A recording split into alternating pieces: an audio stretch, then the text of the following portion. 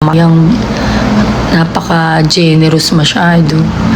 Taga-Kabanatuan po ba kayo? Hindi po. Thank you, Ma'am Mayang. Love you. So, sa pic na nga lang ganda na ni Jico sa personal pa kaya. Thank you, Jade. Pero guys, talagang si Jico sobrang nipis niya. Di ba, Ma'am Mayang? Nashock ka din. Ay, oo nga, Ma'am Mayang. Kasi the last time na nakita mo si Fujiko, di ba? Yung concert pa. O sa Quick Tars. Ang payat niya, di ba?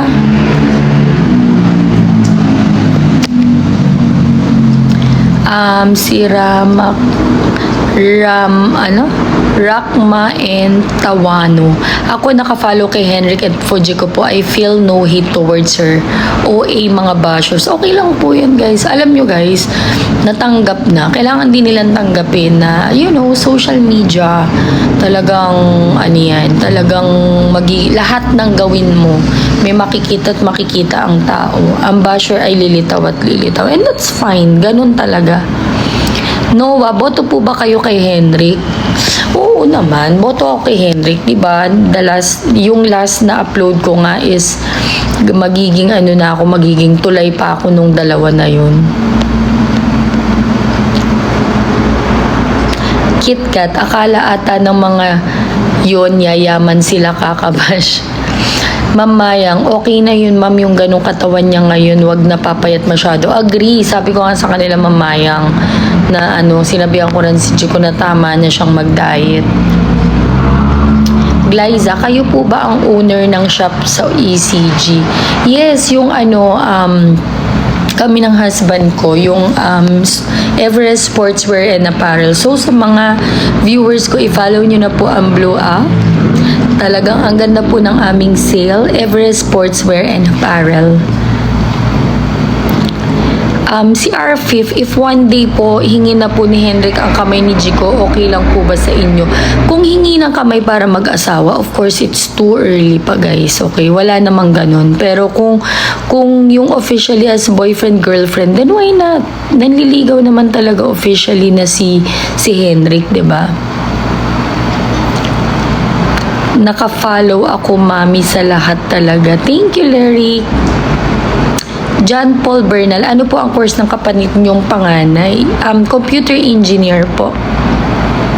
Oo, di ba, Vienna Boo? Ay, nakakaya.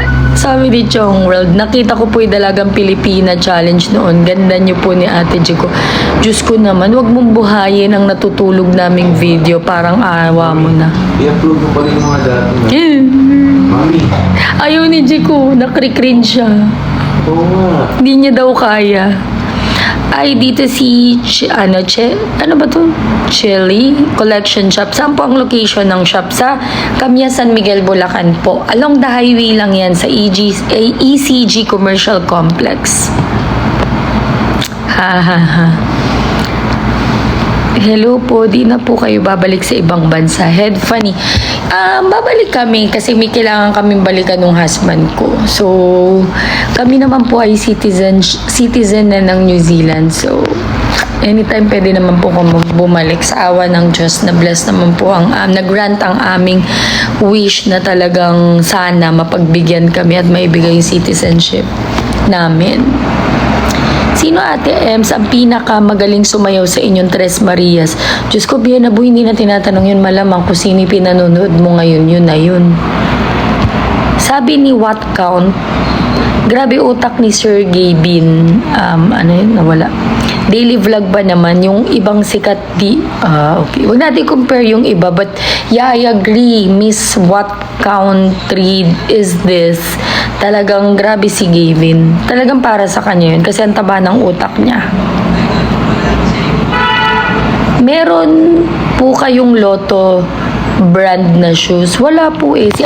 Si Check lang po. Exclusive kami kay Check.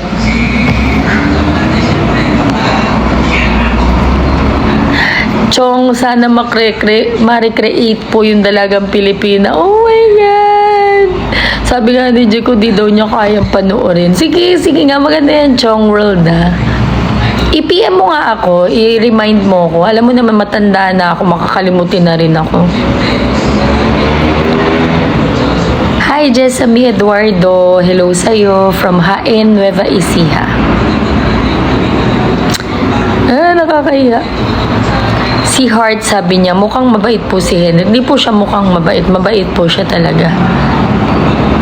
Alam niyo, pag makakausap niyo rin si Gavin, talagang na-amaze siya kung gaano ka-gentleman at kabait si Henrik. Pag nag-uusap kami. So, I believe na kahit di ko man nakakasama si Henrik everyday, pag si Gavin ang nagsabi, I know na mabait si Henrik.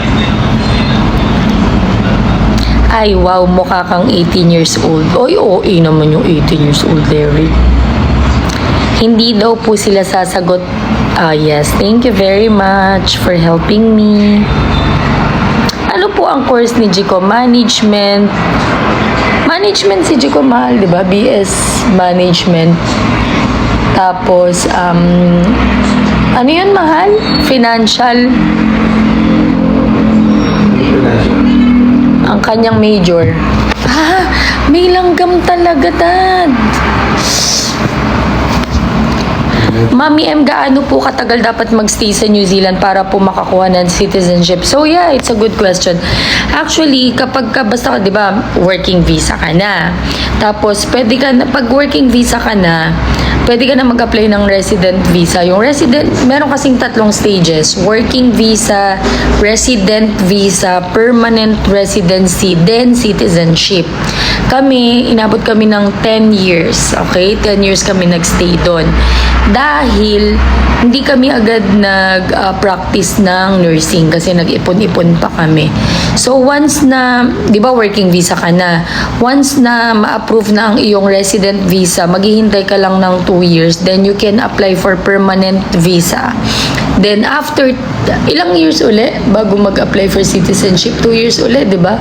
Then, 2 years uli bago mag-apply for citizenship, guys. Ayun. Guys, sobrang ganda kasi sa New Zealand. Ngayon, lalo na nung bago kami umuwi, napakaluwag nila sa visa. Kaya lang nung umuwi kami, yun, nagigpit na naman sila. Lalo na sa Australia. Larry, when kaya oo si Jico, diba? Sabay-sabay nating abang kung kailan ang matamis na oo. Hi Richard Ramos, shout out sa'yo. Maymoon, sabi ng panganay ko, Mama, pag uwi mo, punta tayo kila Ate Jico. Sabi ko, hindi ko alam saan natin hahanapin. Gusto ko yun, Maymoon. Natawa ako dun. Reaction video sana, Dalagang Pilipina. Okay, Chong! I-message mo nga sa akin yan. Sophia, buntis ka po ba? Ayoko na magbuntis, okay? Ito naman si Caramel Sophia niya to. Nakalima na kami, tama na. Ami, may bagong batas po kasi New Zealand. Tama, Ami. Ano, actually, lagi naman silang nag-iiba. It just happened na nung kami nag-a-apply, talagang naging smooth ang lahat.